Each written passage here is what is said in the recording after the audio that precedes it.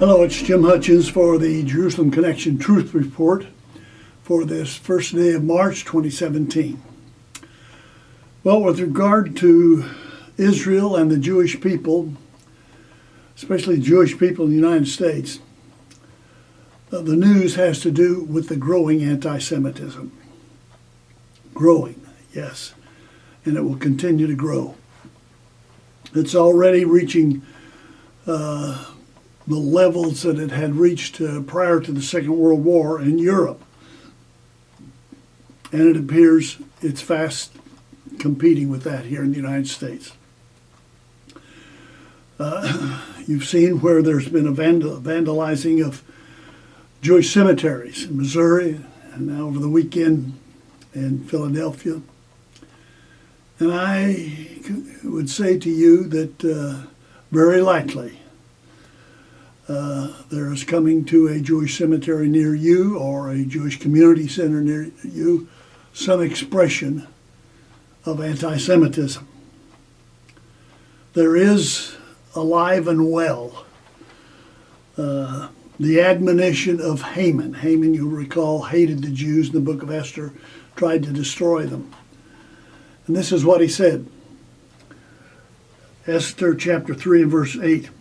Then Haman said to King Xerxes, there is a certain people dispersed and scattered among the peoples in all the provinces of your kingdom, whose their customs are different from those of all other people, and who do not obey the king's laws. It is not in the king's best interest to tolerate them.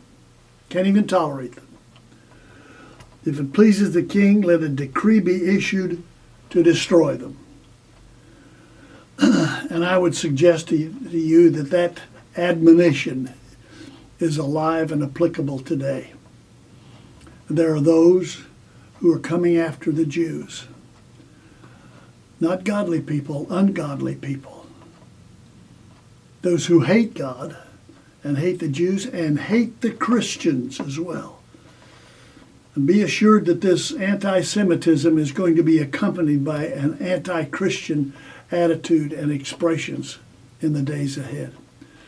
As a matter of fact, if you want to know what the ultimate expression of that is, of the wrath of man, read Revelation chapter 9, where a 200 million man army comes in and destroys a third of mankind.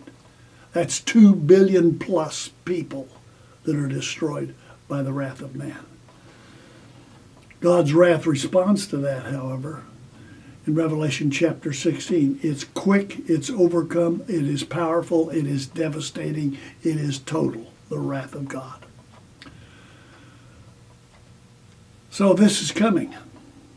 God has never said, and history proves, and the present situation declares, that Christians are not exempt from the wrath of man. Christians have a target on their back all across the globe. And they're experiencing death, horrible death, and rape, and torture, and beheading, mostly in Muslim countries. And that will continue. That will continue. But alongside will be Christians. And I would say to you, the best friends the Jews have in these days are Christian Zionists. They will share much of what comes against the Jews from the wrath of man, but they will be exempt ultimately from the wrath of God. We have a glimpse of that from Paul's writings in 1 Thessalonians chapter 5, where he says this, now, brothers, about the times and dates we do not need to write to you, for you know very well that the day of the Lord, and the day of the Lord is that day of God's unprecedented release of his wrath against all that oppose him. That's the day of the Lord. It's not here yet. You can be sure of that. For you know full well that the day of the Lord will come like a thief in the night, while people are saying peace and safety. Destruction will come on them suddenly as labor pains on a pregnant woman, and they will not escape. But you, something different for you, you brethren. You're not in darkness, so that this day should surprise you like a thief. To the unbeliever, he comes like a thief, this destruction, this wrath. But not to the believer, not like a thief. You are all sons of the light, sons of the day. We do not belong to the night or the darkness, so then let us not be like the others. Let us not be like the others who are asleep, but let us be alert and self-controlled. For those who sleep, sleep at night. Those who get drunk at night. But since we belong to the day, let us be self-controlled. Let us be self-controlled, putting on faith and love as a breastplate, and the hope of salvation as the helmet. And then this, for God did not appoint us to suffer wrath, but to receive the salvation through our Lord Jesus Christ. We will, Jew and Christian, will suffer the wrath of man.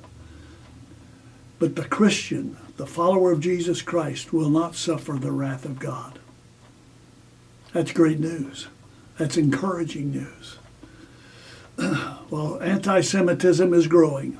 Anti-Christian attitudes and expression will likewise grow.